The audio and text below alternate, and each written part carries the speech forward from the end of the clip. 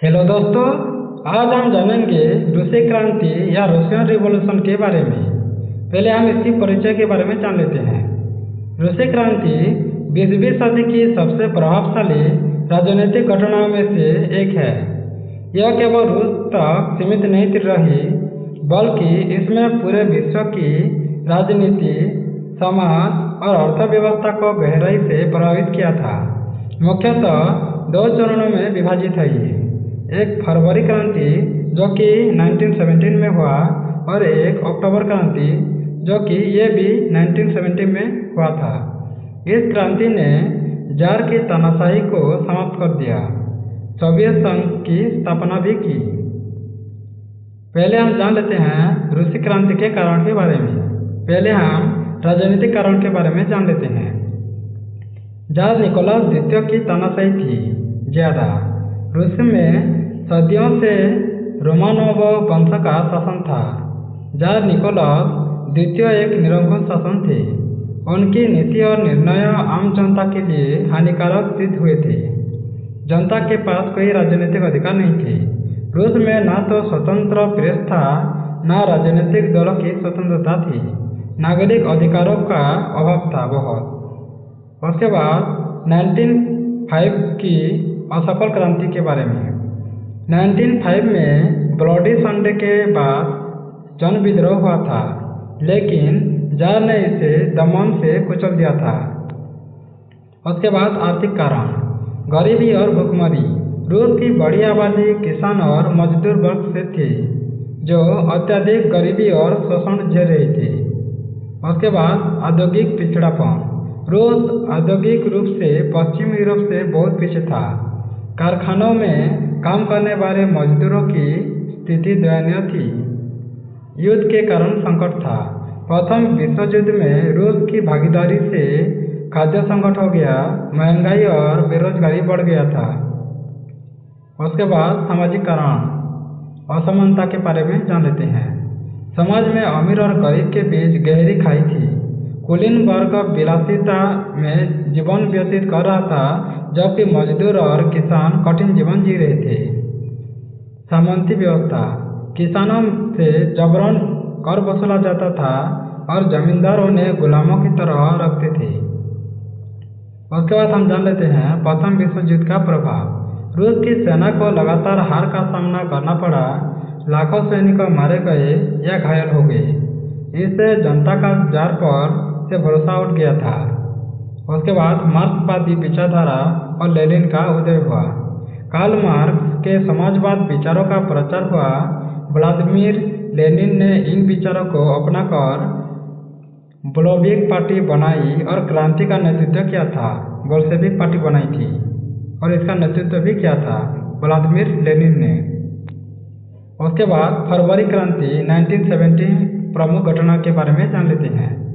फरवरी 1917 में पेट्रोग्राद और Saint Petersburg में मजदूरों और सैनिकों ने प्रदर्शन शुरू कर दिया था। जार की सेना ने गोली चलाने से इनकार कर दिया और विद्रोह में शामिल हो गई। अंततः जार निकोलास द्वितीय ने सिंहासन त्याग दिया था। उसके बाद फरवरी क्रांति 1917 का परिणाम जान लेते हैं। जारशाही का अंत हो गया। रूस में रोमानोव वंश का शासन समाप्त हो गया। उसके बाद अस्थायी सरकार की स्थापना हो गया। अलेक्जेंडर केरेंस्की के नेतृत्व में प्राविधिक या अस्थायी सरकार बनी, लेकिन यह कमजोर और अलोकप्रिय थी। उसके बाद हम जान लेते हैं अक्टूबर क्रांति 1917 के प्रमुख घटनाओं के बारे में। अस्थायी सरकार लोगों की समस्याएं हल करने में असफल रही। लेनिन और ट्रॉट्स्की के नेतृत्व में बोल्शेविक पार्टी ने रोटी, भूमि और शांति का नारा दिया था।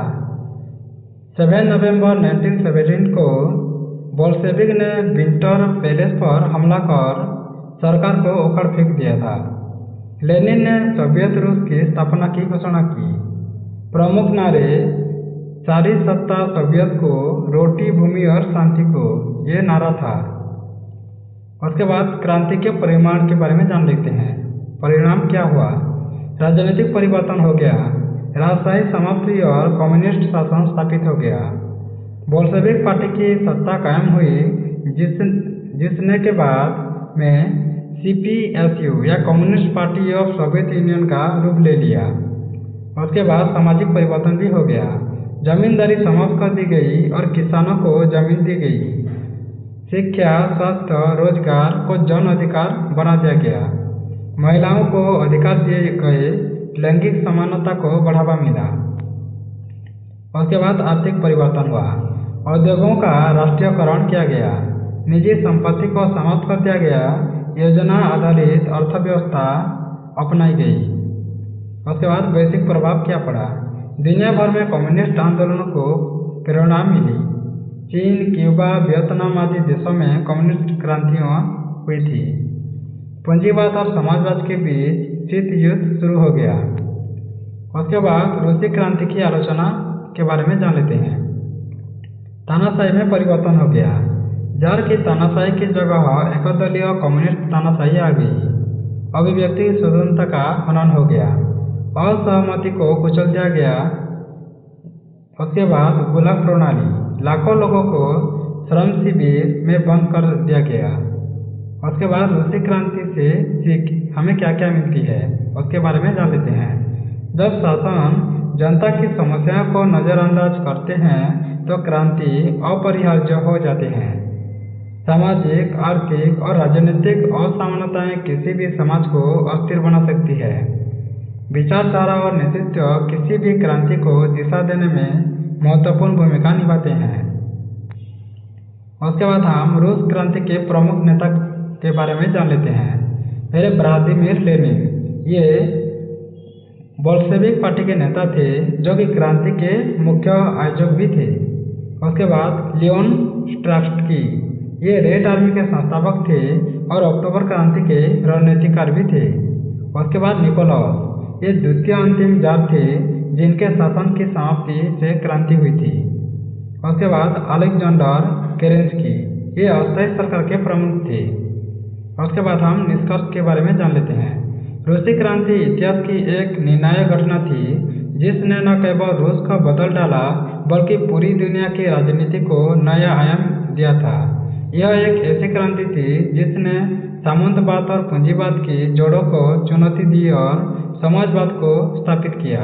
हालांकि इसके परिणामों को लेकर मतभेद हो सकते हैं, लेकिन यह निश्चित है कि इस क्रांति ने इतिहास में एक नया अध्याय लिख दिया।